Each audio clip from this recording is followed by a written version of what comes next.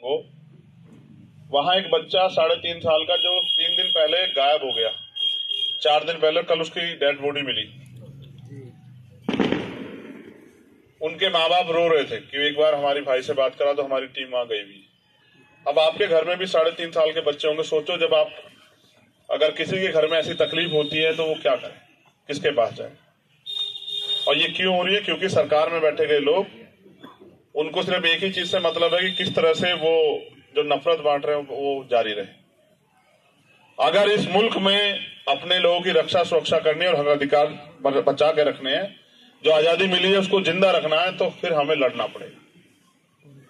अगर हम ये सोचे कि घर बैठ के कुछ मिल जाएगा तो इतना आसान नहीं। आप देखो जिनसे मुकाबला कर रहे हो 5 बजे शाखा लगाते हैं अन्याय के खिलाफ लड़ाई में, जो जेल में रहा। और 6/10 की एक कोठरी में मैंने 16 महीने बिताए, इस उम्मीद के साथ कि जब मैं बाहर जाऊंगा तो ये अन्याय जो मैंने सहा किसी और के साथ ना हो, इसलिए लड़ूं। समय परिस्थिति के हिसाब से वो लड़ाई और बड़ी होती चली गई। आज देश में 22-23 स्टेट में हम लोग इस लड़ाई को लड़ते हैं। और मुझे आपको बताना नहीं चाहिए, आप जो लोग जागरूक हैं, ध्यान रखते हैं, उन्हें सबको इस बात का पता होगा कि मुल्क में कोई ऐसी लड़ाई नहीं अन्याय के खिलाफ जिसमें हम लोग शामिल नहीं होते। चाहे वो किसान आंदोलन हो, चाहे वो CAA NPR NRC का मामला हो, उसमें भी सबसे ज्यादा लड़ाई हमने लड़ी, जेल भी काटी, लाठियां भी खाई। उसके अलावा चाहे वो रोस्टर का मामला हो, चाहे वो 69,000 शिक्षक भर्ती में जो अन्याय हुआ हो, चाहे वो दरोगा भर्ती में अन्याय हुआ, इस सरकार में तो जो भी अन्याय हुआ उत्तर प्रदेश के अंदर, चाहे वो मौलाना कलीम साहब के साथ जो हुआ, हुलत वाले जो हैं मुजफ्फरनगर में, चाहे मौलाना साद साहब के साथ जो हुआ, मरकज के साथ जो हुआ, आप भले ही भूल जाओ, क्योंकि मैंने लड़ी है, मैं कहां से भूल जाऊंगा। मैं इसलिए आपके बीच में हूं कि मैं इस लड़ाई को और मजबूती से लड़ना चाहता हूं। देखो, जिन लोगों ने अब तक आपको ठगा, उनके लिए मैं कुछ नहीं कह सकता, क्योंकि उनकी आदत है। हर आदमी की एक आदत होती है। एक आदमी अच्छा बनकर ठगता है, एक आदमी बुरा बनकर ठगता है। लेकिन जिसकी आदत ठगने की, उससे उम्मीद करना बेवकूफी। हमारे यहां तो कहते हैं कि अजमाए हुए को अजमाना नहीं चाहिए, जिसको अजमा चुके उसको नहीं अजमाना चाहिए, क्योंकि वो दोबारा धोखा देगा। मेरा एक प्रयास ये है कि इस देश के जो वो तबके जो अन्याय का सामना कर रहे हैं, चाहे वो किसान हो, मजदूर हो, चाहे वो दलित हो, चाहे पिछड़े हो, और चाहे वो मुसलमान हो, जैन हो, सिख हो, बौद्ध हो, ईसाई हो, पारसी हो, जो अपने ही मुल्क में, एक तरफ कल हमने गणतंत्र दिवस मनाया 26 जनवरी, जिस दिन इस देश में संविधान लागू और हमें आजादी मिली, अवसर मिले, अवसर की समानता आई कि मुल्क के हर पद पे हम लोग जा सकते हैं। हर ऐसा कोई काम नहीं देश के जिस किसी भी कोने में जाके हम जो लोग नहीं कर सकते। लेकिन आज इस देश में जो सत्ताधारी लोग हैं, उन्होंने ऐसा माहौल बना दिया है, उत्तर प्रदेश में तो इस डबल इंजन की सरकार ने, कि यहां जाति धर्म देख के कार्रवाई होती, यहां सरनेम से जो है अपराध तय होता और सजा मिलती। और इस अन्याय को हमसे बेहतर कौन वो करेगा जिन्होंने सहा। एक आदमी जिसने देखा, एक आदमी जिसने सहा कि निर्दोष होते हुए किस तरह हुकूमत में बैठे लोग लोगों को डराने का, धमकाने का, दबाने का, कमजोर करने का, तोड़ने का प्रयास कर रहे हैं। इनकी इस नफरत की लड़ाई के खिलाफ, इनके इस तानाशाही के खिलाफ हम लोगों ने अपने आंदोलन को धरातल पर मजबूत किया।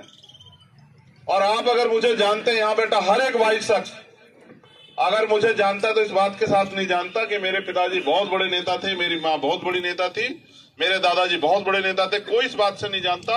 अगर हर कोई जानता है, वो इस बात से जानता है कि जहां कहीं लड़ाई में, अन्याय में किसी की जरूरत होती तो सबसे पहले चंद्रशेखर खड़ा होता है। बताओ अगर मैं गलत कह रहा हूं। अगर आप मुझे जानते हो, इसके अलावा कोई एक बात हो तो बताओ मेरे बारे में। ना मैं बहुत पैसे वाला हूं, ना मेरे घर में कोई राजनीति करता था, ना ही मेरा बहुत बड़ा कोई कारोबार है। एक ही चीज मुझसे आती है कि मैंने कभी अन्याय के खिलाफ पीठ नहीं की। और जो भी लड़ाई, चाहे वो किसानों की हो, मजदूरों की हो, मां बहनों पर अत्याचार की हो, या मजहब के खिलाफ हो या फिर हक हकूक की हो, मैंने हर लड़ाई को लड़ा, लेकिन किन्हीं कारणों से आज उस लड़ाई को जो अंजाम देना है उस तक नहीं पहुंच पा रहे।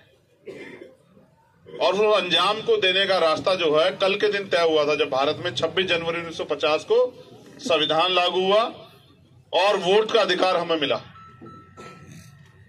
ये मुल्क हमारा है ना, मगर इस मुल्क में हमें कितने अधिकार मिले हैं? अभी आप खुद से सवाल करो। जिन अधिकारों के साथ मुल्क को बनाने वालों ने, मुल्क को आजाद दिलाने वालों ने कुर्बानियां दी थी, शहादतें दी थी, कई तहरीक है, इसमें रुमाल तहरीक भी उसमें से एक,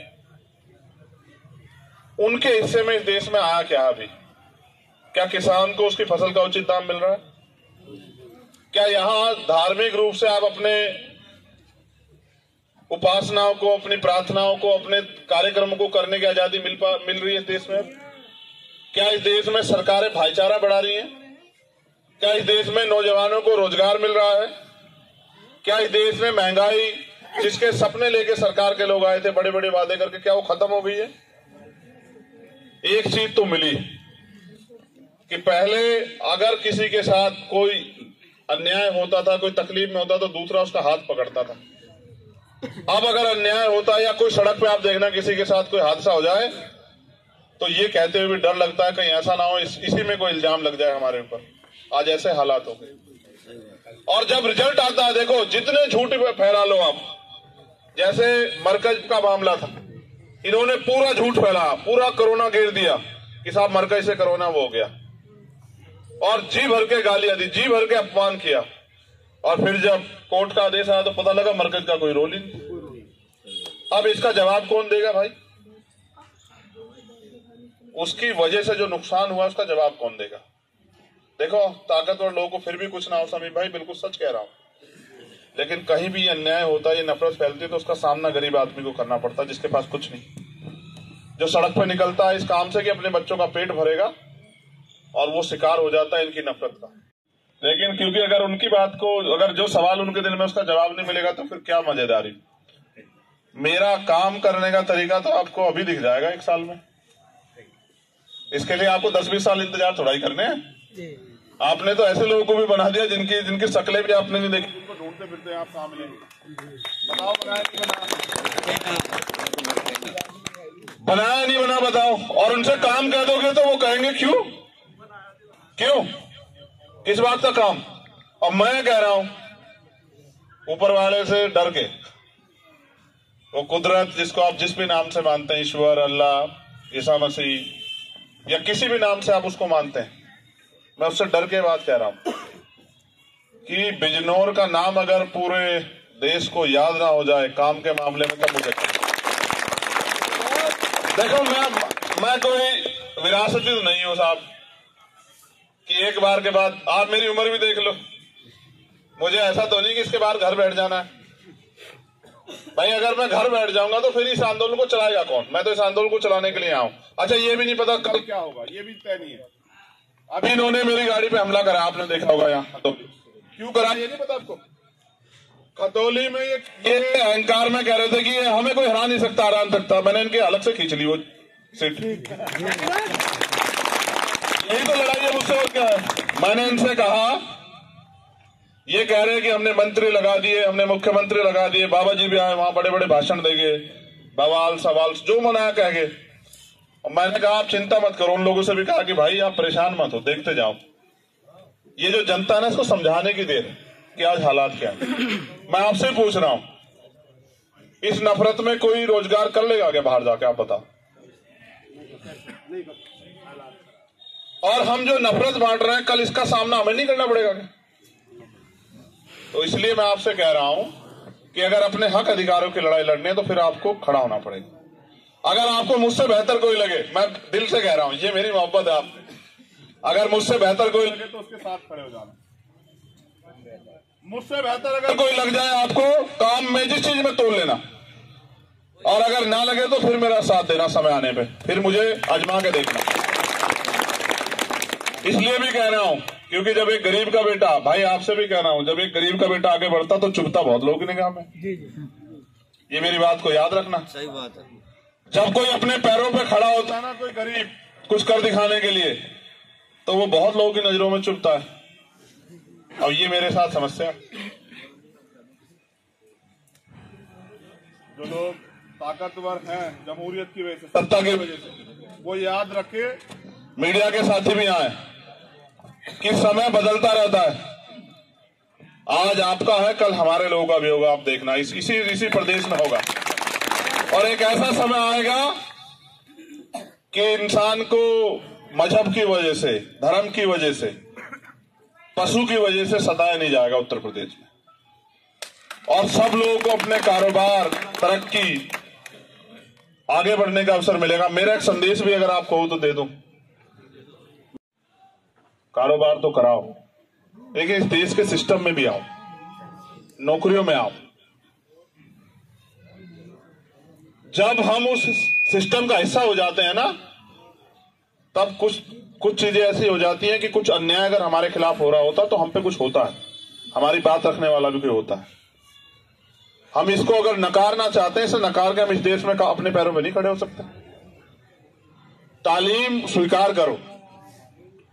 आज अगर एक IAS IPS बनता है तो क्या वो कितने लोगों के लिए वो रास्ते खोलता है, बताओ। अभी एक बेटी गई है इसरो में, एक बेटी इसरो में गई है, और बहुत गरीब परिवार से, और वहां जाके वो जो भी इस काम को आगे बढ़ाएगी, उससे क्या समाज का सम्मान नहीं बढ़ेगा? देखो, कामयाबी बोलती है ना। मैं क्रिकेट बहुत देखता हूं। अभी एक प्लेयर है मोहम्मद सिराज, वो उस दिन वाला मैच पूरा हार गए थे। तुम कितना भी देखो यहाँ नफरत फैला लो, अकेले सिराज के दम पे उस दिन वो मैच जीते। तो मैं ये पूछ रहा था कि सिराज का सम्मान कैसे करोगे? नफरत बांटने वाले बताओ, इस सिराज का सम्मान कैसे करोगे? हमारे मुल्क की पहचान है हमारी ये विविधता, अनेक धर्म, अनेक खान पीन, अनेक तरह का व्यवहार। इसको तोड़ने का प्रयास कर रहे हैं लोग, इनको हमें एकजुट होकर रोकना। तो बस मैं आपसे अपील करूंगा कि अभी तो मैं इस लड़ाई को लड़ रहा हूं, अभी तो और 6 महीने 8 महीने काम देखते रहो। जो सरकार में बैठ के लोग नहीं करते, जो बहुत ताकतवर लोग नहीं करते, वो मैं बिना पद के और बिना सरकार के करने के लिए लड़ रहा हूं, और करके दिखाऊंगा। और जब अगर ऐसा अवसर आ जाए तो फिर आपके ऊपर है। अगर मैं अकेला आके यहां लग जाऊंगा तो जो लड़ाई पूरे देश में लड़नी है, किसानों की, कमेरों की, मजदूरों की, नौजवानों की, बच्चियों की, वालिदाओं की, वो लड़ाई कमजोर पड़ जाएगी। अगर सब लोगों से जाके मिलूंगा तो चीजें यहाँ के खराब होंगी। बाकी आप बताओ, मुझे तो कोई इसमें भी दिक्कत नहीं है, लेकिन आप सोचो, जहां मेरी जरूरत है अगर वहां मैं नहीं हुआ तो जो लोग मुझसे उम्मीद रखते हैं उनको तकलीफ नहीं होगी। मैं इस लड़ाई को भले बिजनौर से शुरुआत करूंगा, लेकिन इस लड़ाई को मुझे दिल्ली लेके जाना है। बिजनौर में नहीं रोकनी है। इसलिए नहीं रोकनी है क्योंकि ये लड़ाई दिल्ली जाके ही समाप्त हो सकती है। मेहनत बहुत करूंगा, ईमानदारी के अलावा कुछ आता नहीं है, कुछ कमाया नहीं है, ना कमाने की इच्छा। एक ही चीज आती है कि आप मेरे जाने के बाद भी मुझे याद रखो, आज यहाँ के बाद भी और जब इस दुनिया से जाऊंगा तब भी। इतना ही कमाना है बस। देखो, अगर इंसान हो के, मैंने वहां कहा पिछले उसमें, अगर इंसान हो के और इंसान के दर्द पे आपको तकलीफ नहीं है तो फिर आप इंसान नहीं। और आज के जो हालात हैं, जो लोग इंसान की तकलीफ पे हंस रहे हैं, उनसे ज्यादा उम्मीदें नहीं बची। अब तो अपनी ताकत बनाइए और अपनी ताकत से अपने आने वाले रास्ते खोलिए, इसके बारे में सोचिए। मैं महाराष्ट्र से लौटा, कुछ किताबें लाया हूं वहां से, एक बड़े अच्छे अधिकारी उन्होंने दी, और उन किताबों का अध्ययन ये कहता है कि जब भी थोड़ा सा रंग मेहनत से चढ़ता है, थोड़ा सा रंग, तभी कुछ ना कुछ माहौल ऐसा देश में करके उस रंग को उतार दिया जाता। ये एक साजिश है, इसका हिस्सा नहीं बनना है। इसलिए बहुत बहुत शुक्रिया जिन लोगों साथियों ने प्रोग्राम कराया, जिन लोगों ने इतनी